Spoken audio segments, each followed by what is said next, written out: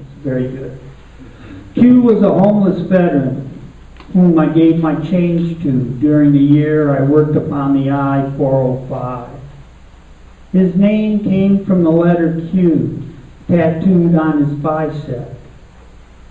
Below it was his company's name, the 173rd, and below that tough, the battle he survived. And now he earned his ravings as well as his uncontrollable waving of his arms.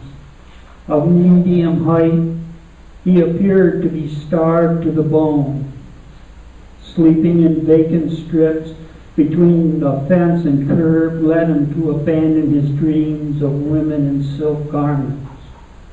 The rest of his dreams might have been overrun by his shell-shocked memories that were caked with dirt and scabs.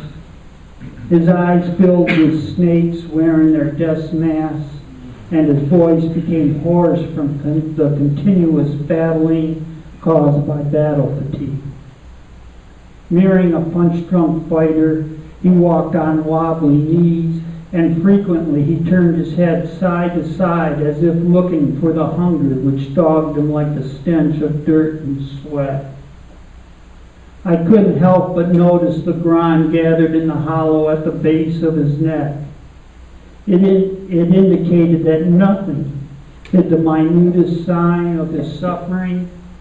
As they walked to UCLA, the students laughed at his distorted form, which seemed to sum his life into a hideous shadow, a crouching shadow, an S-shaped shadow, a shadow dragging a thin cloth like a threadbare sweatshirt.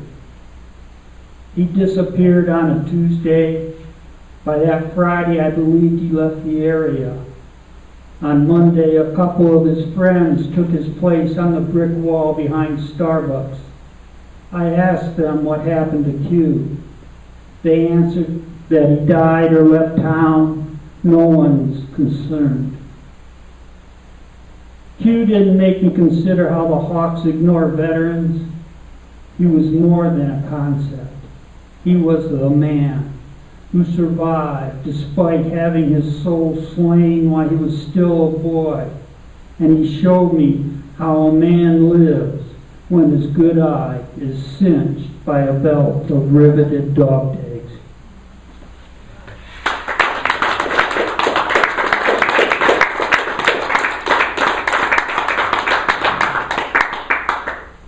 So my wife and I are union members. Me for Local 12 here in San Diego, and her for the farm workers. And so if you're like Jim, looking to lose a little weight and want to go on maybe a week fast, take your grocery money and send it to the farm workers because they could use it. Just a thought. And this poem is page 49. It doesn't have anything to do with the poem itself, but I needed a title. The roadrunner walks with a lizard in its beak, jumping into a log from an apricot tree. It looks cautiously around before it flies over the fence, lands on the neighbor's roof. Anyone watching the scene might lose the bird as it walks behind the crown of a lemon tree and becomes hidden behind the colors of green and yellow. How beautiful the earth is when the morning sun breaks through the cloud cover and the breeze with its ocean odors arrives. I think about the lizard in the bird's beak and how the large brutalizes small. I think about teenage boys shot in the back by police for the crime of being black and wearing a hoodie. Can I summon the courage to hammer down hatred, to stand among the public and fist up, duke out, de-rig myself from my inheritance of the American prejudice that is always as close to me as my shadow is to the soles of my feet?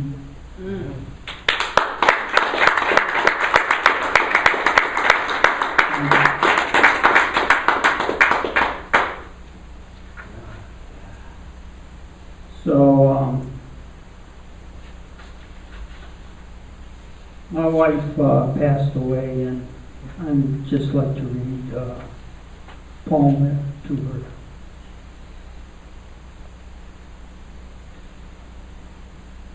You know, she never came to any of my readings. And if she was in the building, like I'd be reading here, she might stand out there. I had to refer to her as Zelda because she didn't want anyone to know that I was her husband. But that was there. In my backyard, I discovered a lavender flower growing over the barrel cactus. Tracing its leafless stem, I located the spot the flower broke through the pebbled soil. The barrel cactus had its own flower, which is a light shade of purple. In the early spring, it is early spring, and the bee's eyes are sensitive to the hues of blue and purple. I am like a bee in springtime when my eyes are drawn to the light brown skin of my wife. When she looks at me with eyes of a darker brown, my heart is caught between living and dreaming. When she smiles, I am happy to be awake in the same bed as her. One spring, our apricot tree covered itself in flowers. The bees filled the trees. By the next week, all its petals fell and the tree died. In a way, it was a magnificent way to go. When my wife died, she looked into my eyes, and as she left, her hand opened as if she dropped something. Thank you.